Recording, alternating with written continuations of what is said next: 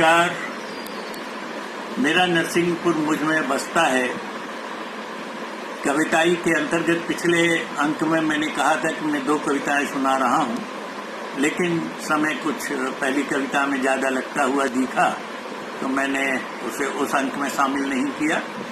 मेरा नरसिंहपुर मुझ में बसता है के अंतर्गत इस अंक में मैं 3 छोटी कविताएं ले रहा हूं और इन तीनों कविताओं में नरसिंहपुर की नदी और नदियों के संबंध में मेरी जो भावना की अभिव्यक्ति हुई है उसे मैं यहाँ प्रस्तुत कर रहा हूँ। पहली कविता का शीर्षक है साखी सुमिरन को अंग। माला के दाने गिन गिन कर जैसे कोई मंत्र सुमरता है, कावेरी के तट बैठा मैं लहरें गिनता सुमर रहा हूँ सिंगरी तट पर बीते बचपन के दिन। सुमर रहा हूँ सिंगरी तट पर बीते बचपन के वो दिन, देहाती औरत सी ठसी गसी वह दोनों तटबंधों को छू मुक्त बहा करती थी। कभी कभी बरसातों में मर्यादा की वह देहरी पार किया करती थी। रेतीला बस छोटा सा तट, आगे चलकर एक बड़ा सा पीपल वट, अक्सर जिस पर देखे जा सकते थे नागार्जुन के बंधे हुए पुरखों के श्रद्धा घट। कुछ और बढ़े आगे तो शंकर चौतरा बना हुआ, सिर पर जिनके एक आक का पौधा तना हुआ। मढ़िया दूल्हा देव सामने रही विराज, हर आने जाने वाले का सिर जिसके सम्मुख झुका हुआ। एक तरफ को खुले खेत, दूजे मंदिर वालों की अमराई, फिर एक बगीचा वकील साहब का जिससे होती खूब कमाई। ढी चढ़े तो घर जिसमें रहते सूरज दीन, कच्ची बाई पड़ोसन जिनकी बस फिर घर थे 2 या 3। इस रास्ते रोज सभी करते थे नदियों का फेरा, इस रास्ते रोज सभी करते थे नदियों का फेरा। हम बच्चों का दिन भर रहता यही था डेरा। पलटू सुंदर की अम्मा कपड़े रोज धुला करती थी।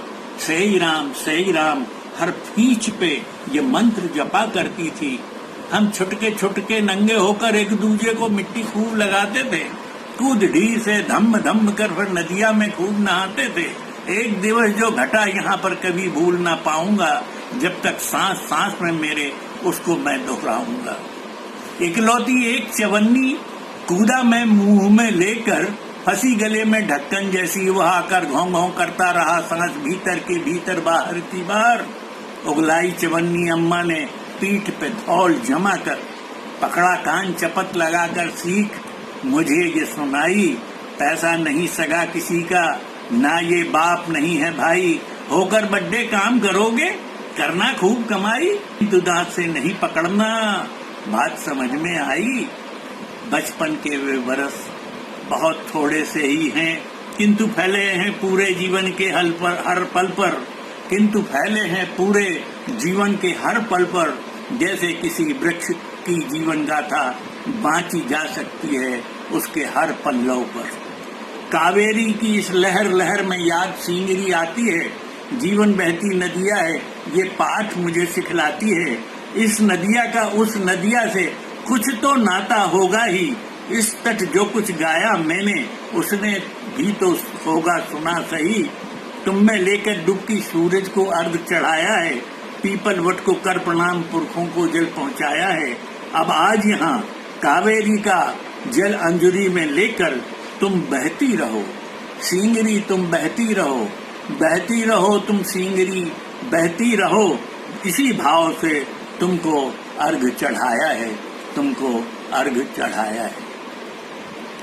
दूसरी कविता है नदियों ने सब कुछ देखा है।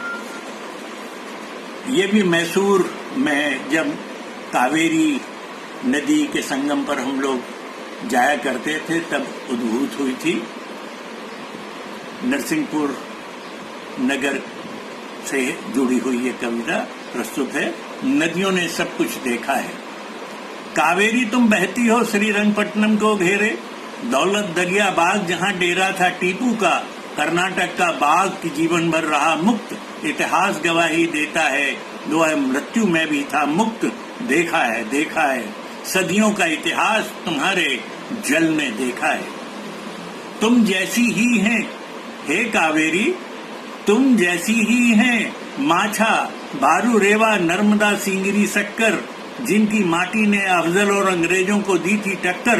तेग तमंचों तलवारों की खूब जहां झंकार हुई, चौरागढ़ के किले में दुर्गावती रानी की जय जयकार हुई।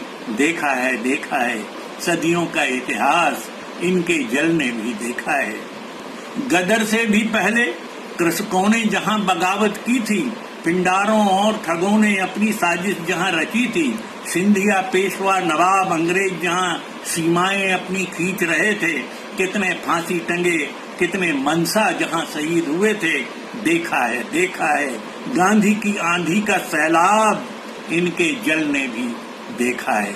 देखा है गांधी की आंधी का सैलाब, इनके जल ने भी देखा है। कितना कलिमल तुम सबने मिलकर धोया है, कितना कलिमल तुम सबने मिलकर धोया है। बहती रही सदा हरियाली जीवन बोया है, पाप पुण्य सब बहा मुक्ति देने वाली हो तुम। हरिहर ब्रह्मा से भी ज्यादा तुम वरदायनी हो। हे समग्र नदियों पृथ्वी की तुम सच्ची कल्याणी हो। हे समग्र नदियों पृथ्वी की तुम सच्ची कल्याणी हो। और अंतिम कविता, एक किस्सा अगली पीढ़ी के नाम। बचई ताल के रिश्ते पानी से कहते हैं जिसका उद्गम है, आसपास के स्रोतों का जल समेट बहती रही है सिंगरी नरसिंहपुर से करती भेंट। दुबली पतली बिन खाए पिए घर की लड़की सी, अपने में सिमटी सहज पार जाओ उथले से, धोती अपनी घुटनों के ऊपर करके। यह छोटी सी नदिया ढेर नगर को मेरे बहती है, कहने को गंगा जैसा कोई घाट नहीं है, कोसी मैया जैसा कोई चौड़ा पाट नहीं है। धोबी धोते बसंत जहां वह धोबी घाट, जाने कौन कहां के बाबा के नामे बाबा घाट। नहलाया होगा बाखर वालों ने या महंत ने अपना हाथी, सो वह हाथी घाट।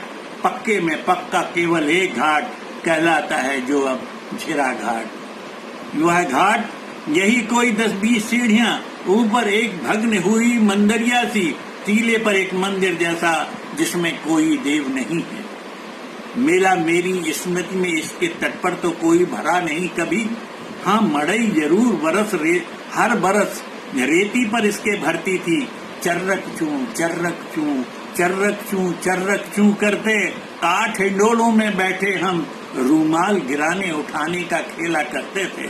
2-4 खौमचे हलवाई कोई देहाती सी सिन्नी बेचा करते थे। पुल छोटा कंदेली को कस्बा सिंहपुर से जोड़े, बड़ा चले तो वह नरसिंहपुर ले जाकर छोड़े।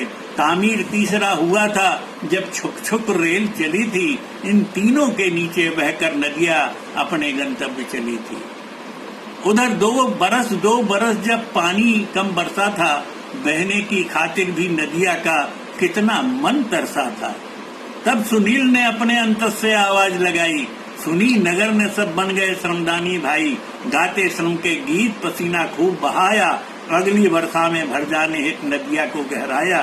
सप्त नदी जल अर्पित कर सबने आकाशी को टेर लगाई, गंगा दशमी के उस दिन सच चमत्कार हुआ था भाई। घनघोर घटाएं थी बरसी नदी आत्मा तृप्त हुई, उस बरस नाव पर दुर्गा जी की स्थापित हुई थी झांकी, बहती इठलाती थी नदिया, छवि थी उसकी बाकी। मेरी और तुम्हारी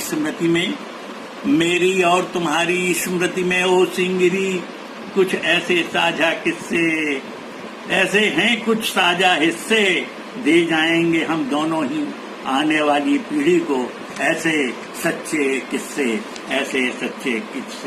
धन्यवाद।